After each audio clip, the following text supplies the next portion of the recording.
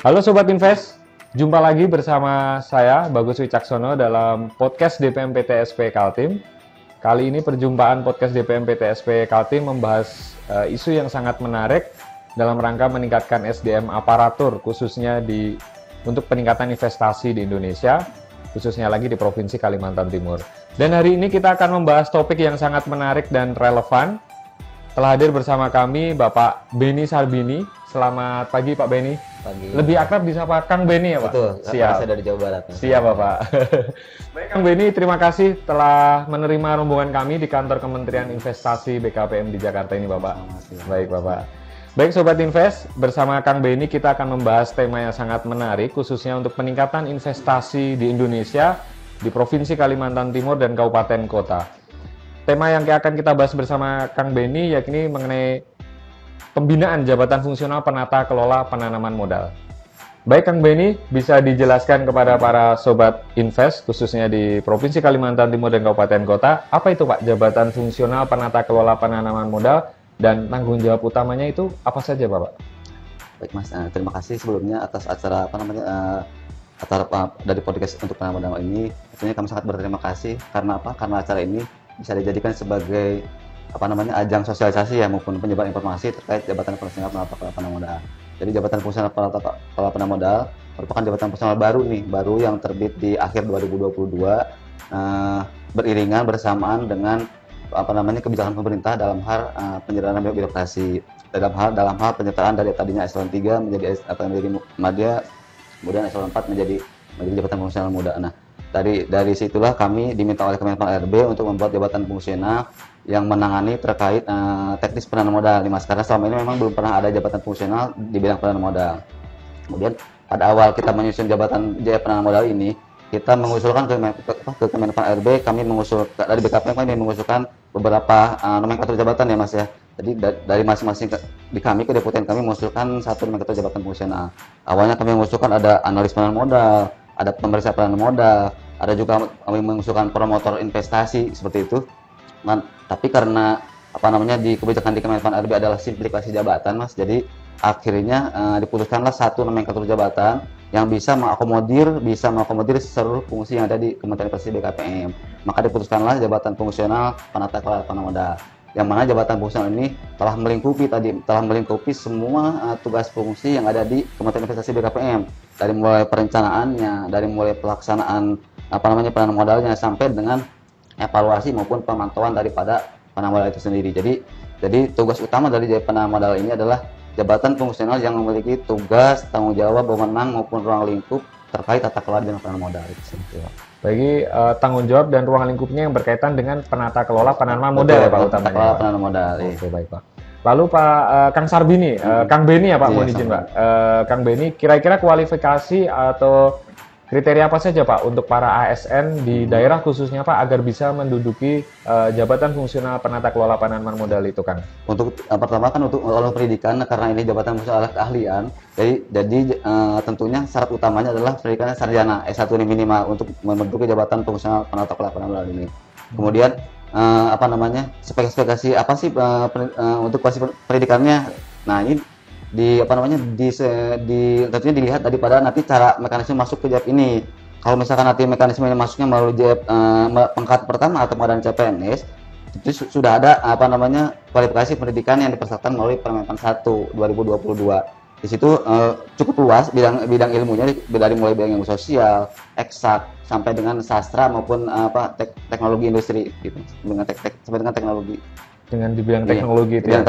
Namun kalau untuk nanti mekanisme in-passing tentunya tidak melihat daripada kualifikasi pendidikan Mas, kalau untuk nanti mekanisme in-passing ya.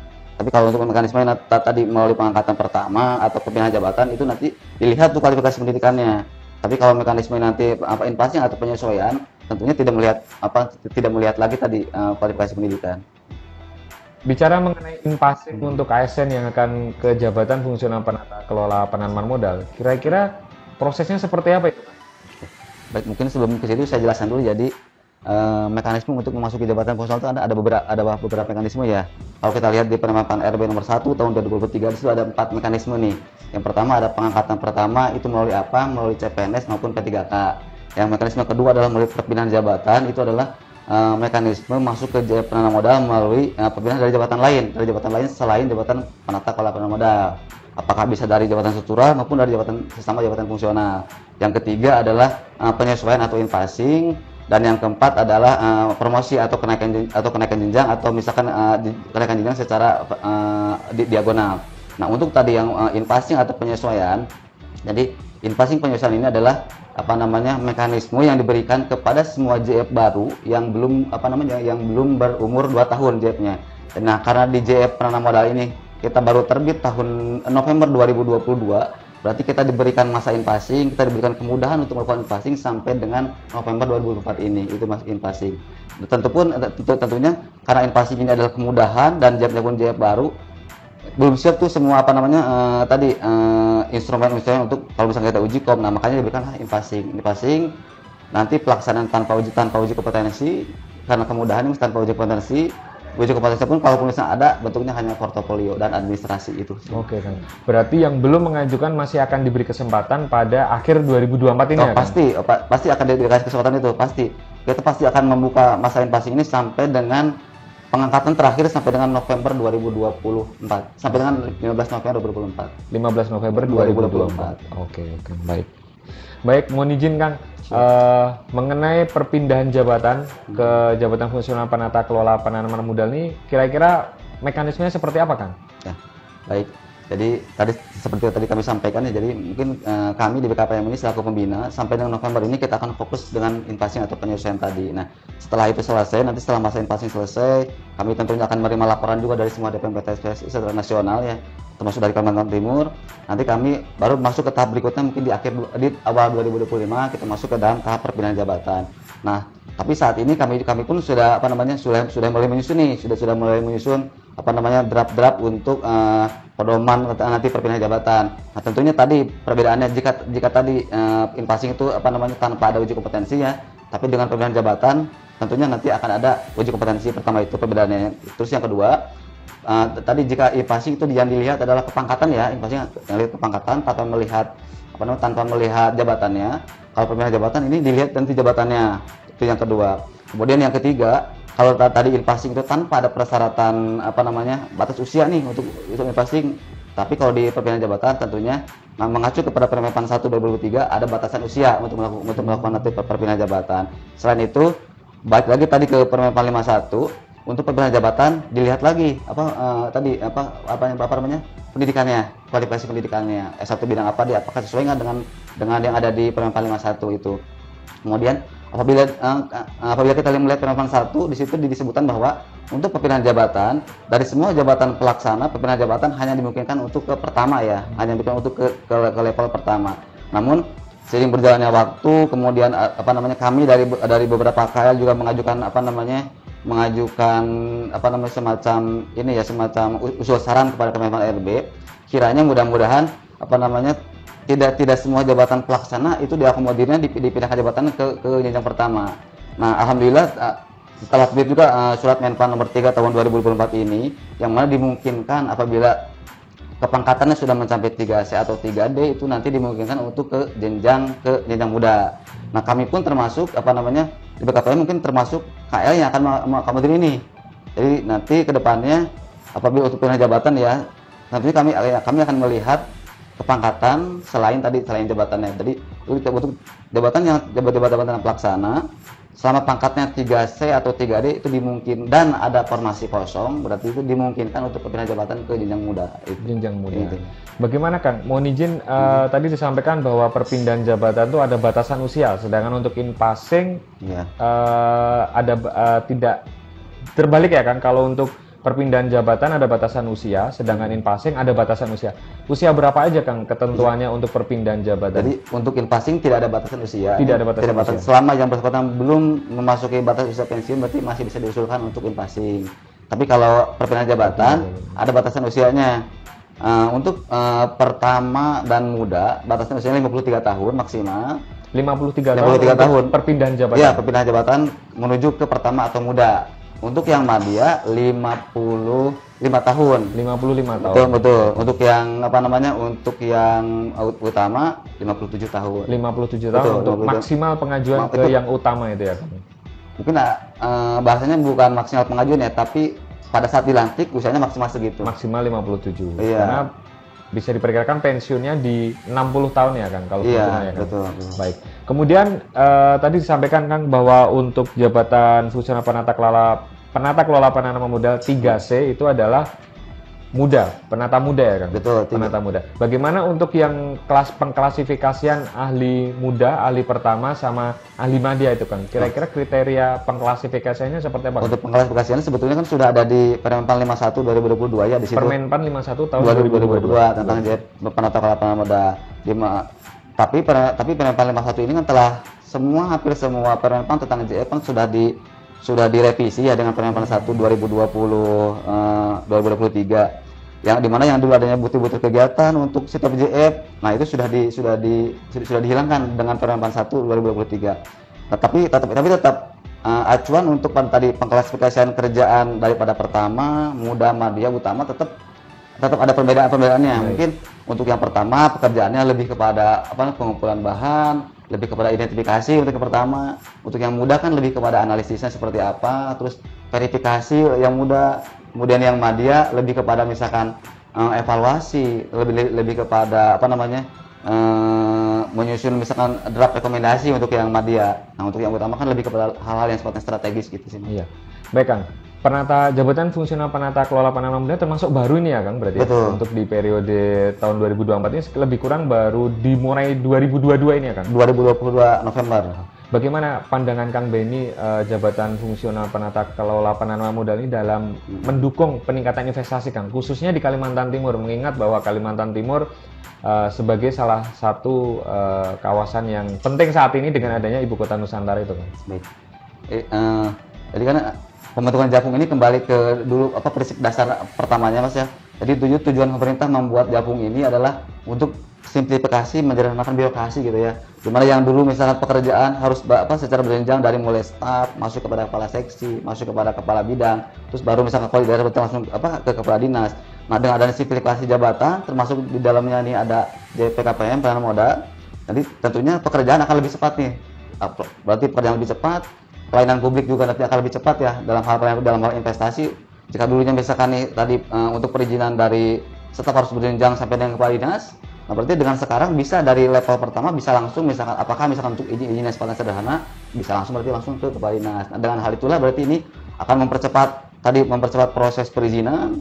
Tentunya juga tadi berarti sesuai dengan itu program pemerintah ya tadi dalam hal meningkatkan realisasi investasi untuk perekonomian nasional. Baik, berarti bisa dikatakan adalah penyederhanaan birokrasi perizinan itu ya Kang. Baik Kang. Baik Kang Benny, selanjutnya kira-kira bagaimana Kang Benny untuk Kementerian Investasi atau BKPM dalam melakukan pembinaan terhadap Jafung penata kelola penanaman modal di daerah, di provinsi maupun kabupaten kota dalam hal pengembangan karir dan juga apa saja kira-kira Kang program pelatihannya untuk Jafung tersebut Kang?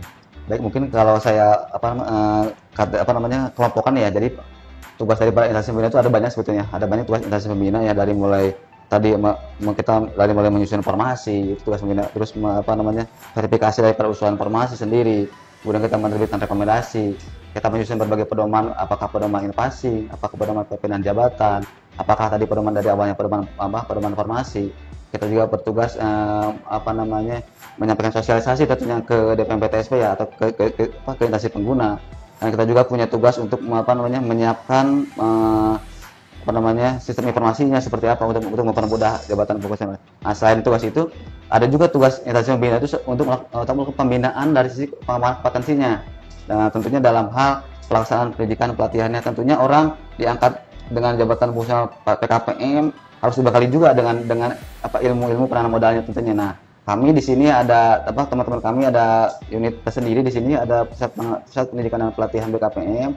Nah, kami kolaborasi dengan teman-teman di Pusdiklat. Jadi untuk tugas instansi pembina dalam hal tadi pengembangan kompetensi, kita minta bantuan teman-teman di pusat pendidikan dan pelatihan. Jadi kebetulan lah saya lama di pusat penyimpanan pelatihan, jadi ada banyak program dari teman-teman dari Pusdiklat ya, dari mulai pelatihan-pelatihan yang sifatnya misalkan kebijakan, ada juga pelatihan-pelatihan yang sifatnya teknis, apakah itu OSS, apakah itu terkait pelatihan LKPM gitu sih.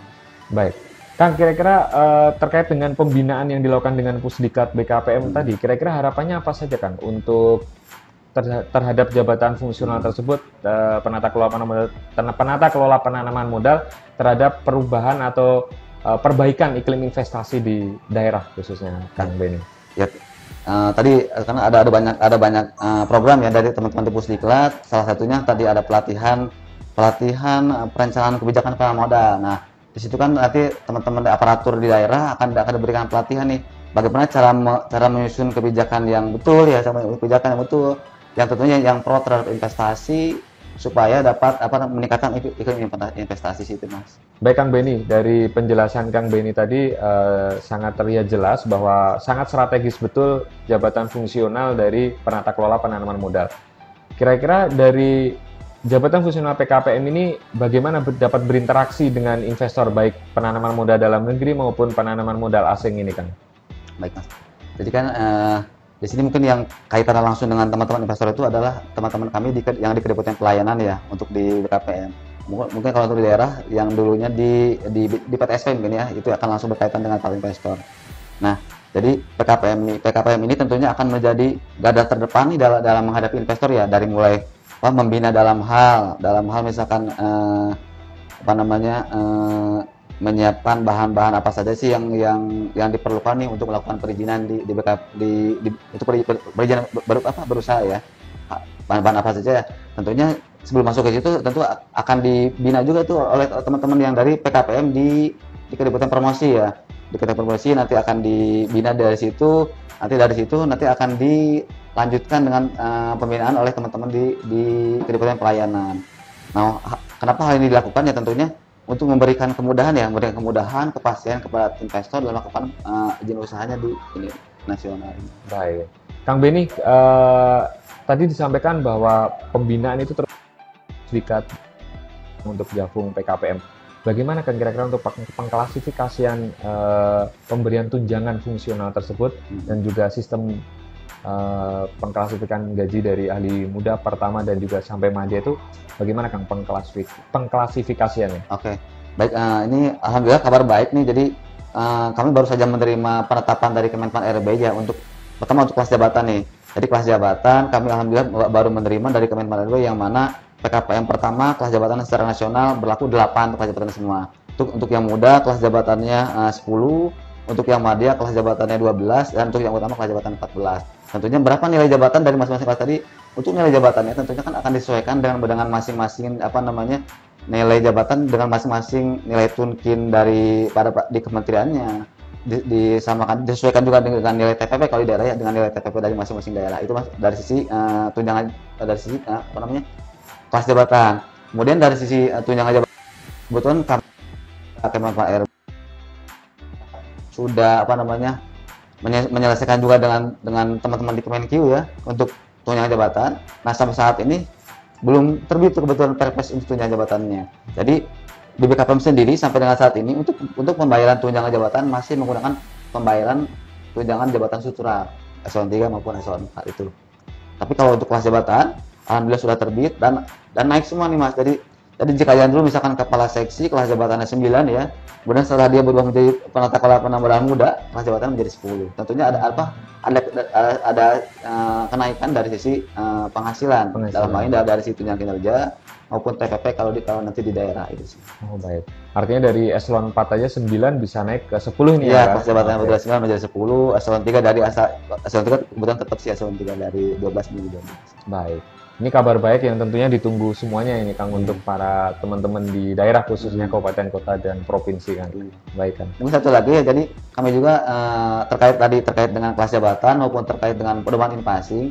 Nah, ini kan sebetulnya pedomannya juga sudah siap ya, kelas jabatannya sudah ada. Nah, ini akan segera kami share juga nih kepada teman-teman DPM PTSP, akan segera kami share. Saat ini yang menunggu kebijakan, menunggu arahan dari pimpinan seperti apa dari sini. Baik, Kang. Artinya ini belum terdistribusi ya, Kang, tapi akan secepatnya akan dilaksanakan. Karena kita mengejar target sampai dengan masa berakhirnya invasi gitu. Baik. Baik Kang Benny, berkaitan dengan jabatan fungsional PKPM, penata kelola penanaman modal, termasuk baru nih ya Pak. Bagaimana sih Pak, berdasarkan Permenpan 2003 nomor 1, organisasi profesi ini sejauh mana Pak berjalan atau akan ada pembentukan atau seperti apa Pak kira-kira? Jadi kan organisasi profesi merupakan amanat daripada undang-undang juga ya, amanat undang-undang, amanat PP juga, di mana semua jabatan fungsional harus memiliki organisasi profesi. Tujuannya apa? Kan tujuannya untuk mewadahi para JF ini, mewadahi para profesional di bidang penanaman modal ini dalam satu wadah profesi. Tentunya tujuannya untuk meningkatkan kualifikasi, meningkatkan daripada profesionalisme daripada JF PKPM sendiri. Nah, karena amanat di PP-nya itu organisasi profesi itu harus terbit 5 atau 7 tahun ya, 5 atau 7 tahun setelah Permenpannya itu berdiri gitu. Jadi sampai dengan saat ini kami memang kepemimpinan sudah kami sounding juga nih kepada kepemimpinan di sini untuk organisasi profesi. Dan sudah ada sounding awal ya, sudah pembicaraan awal, sudah ada arahan awal dari pimpinan di BKPM, dari Pak Asesmen juga sudah ini. Ya nanti kami akan segera mengarah ke arah situ sih Mas, untuk organisasi profesi. Artinya sesuai ketentuan sudah harus terbentuk 5 sampai 6 tahun ya Pak? 5 atau 7 tahun ya sejak Permenpannya terbit. Semenjak Permenpannya terbit. Betul. Jadi akan segera dilaksanakan ini Pak, dibentuk dengan kami akan lakukan secara bertahap ya. Kami akan lakukan uji kom dulu nih. Mungkin setelah nanti uji kom selesai kita masuklah ke dalam penyusunan organisasi profesi ini. Baik Kang Benny, ini tentunya akan ditunggu di daerah ini Kang. Oh iya, agar segera terrealisasi organisasi profesi ini sehingga saling kenal seluruh Indonesia nanti kan. Iya betul. Diwadahi dalam satu wadah. Betul. Baik Kang Benny, terima kasih telah berkenan menerima rombongan kami khususnya untuk pembinaan jabatan fungsional penata kelola penanaman modal di Provinsi Kalimantan Timur dan 10 kabupaten kota di Kaltim Kang. Karena mengingat pentingnya sangat krusial Kang mengenai jabatan fungsional penata kelola penanaman modal ini dalam peningkatan investasi khususnya di daerah gitu kan. Baiklah Sobat Invest, perjumpaan podcast kali ini mengenai pembinaan jabatan fungsional penata kelola penanaman modal bersama Kang Benny Sarbini, analis SDM aparatur Kementerian Investasi atau BKPM. Semoga dapat memberikan informasi yang sangat informatif dan juga memberikan pemahaman khususnya bagi teman-teman ASN di DPM PTSP Kabupaten, Kota, dan Provinsi di Kalimantan Timur dan tentunya seluruh Indonesia. Sampai jumpa di perjumpaan episode-episode podcast DPM PTSP Kaltim berikutnya dan selamat beraktivitas, tetap semangat. Terima kasih Kang Benny Sarbini, sehat selalu. Siap. Terima kasih.